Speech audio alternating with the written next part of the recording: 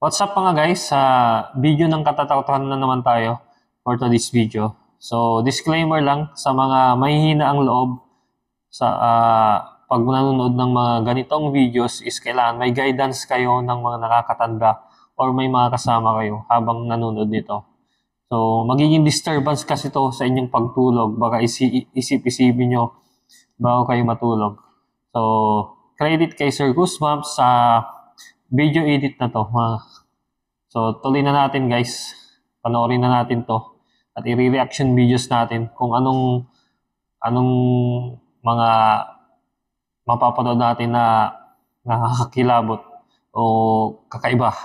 Let's go. Ghost story. Habang nanonood ng television at poster ng video, Reddit. nakita niya nga pala ang kanyang alagang So, in-upload to ni Grady Plant 9054. So, Reddit up to mga guys. So, galing sa Reddit up. So, let's go. aso sa paglalaro ng maliit na laruan ito.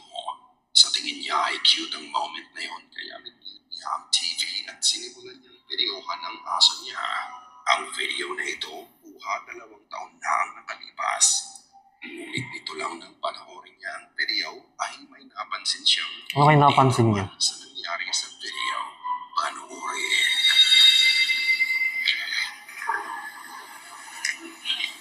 Ano kayo napansin niya?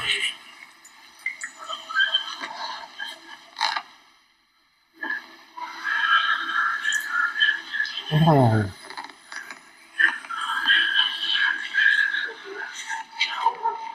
Ala? Ano kaya yun? Parang may humilasan din nilalaro ng aso mga guys, oh.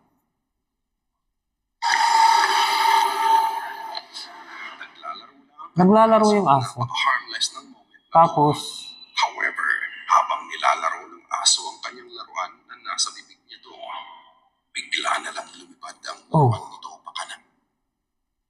nakakakilabot. Kaya may tali ba yun? Di natin masabi eh.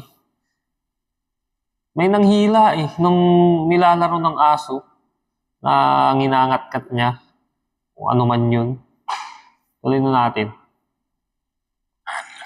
As if merong humatak nito. May humatak, mga guys, oh. Sa kanya. Tapos, Sa paglipad niya ng laruan ay sinubukan pang harangan ng aso ito gamit ang kanyang paa. Pero mabilis ang pangyayari.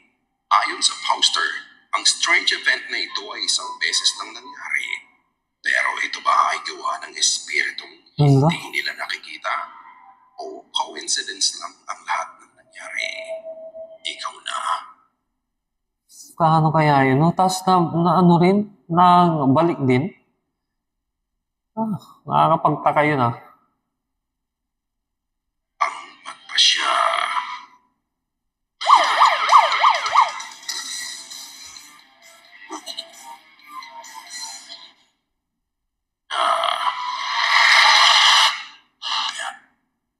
So, makakapagtaka yun. Parang hinila, may tali mga guys. Ano sa tingin nyo? So, comment na lang at sa video ito mga guys or kung anong yung mga isasuggest nyo. Next videos na tayo mga guys.